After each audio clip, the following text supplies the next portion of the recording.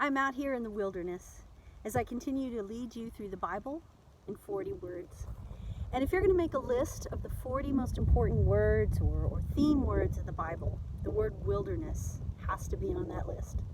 There are many, many wilderness times in the Bible, and we've been reading through several of them.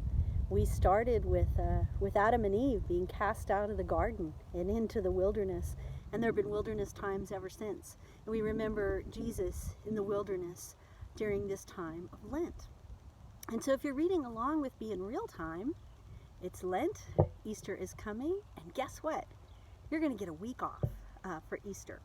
So before you take that week off to rest and take a break or catch up or go over what you've read before, I'm going to ask you to read 1st and 2nd Chronicles. And this will be really easy reading because the first 9 chapters are just lists of names and genealogies, so you can read that fast. And everything else in Chronicles is a complete repeat of what you've already read. So Chronicles goes through the reigns of David and Solomon and the rise and fall of all those other kingdoms. I suggested in our Facebook group that you might keep a list or make a chart of all those kings because it starts to get confusing. You'll see every one of those names again. So it's really like a review.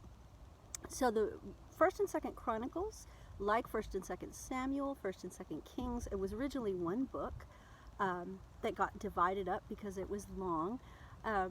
But Chronicles, as the name implies, just chronicles the things that happened. And Kings was a more maybe secular account of what was going on, and Chronicles is a priestly account. The book of Chronicles is believed to have been written by the priests, so they're going to be a little more concerned with priestly things, like the temple. And so use this time well.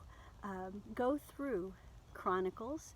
Let it be a review. Let it remind you. Notice some new details. One of the new details that's in Chronicles that you haven't come across before is a story that I mentioned early on in one of the earlier videos about King Josiah.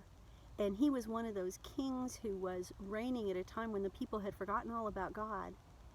And he discovered the book of the law, and he found how precious it was, and he realized that God had given them a path, and they weren't following that path.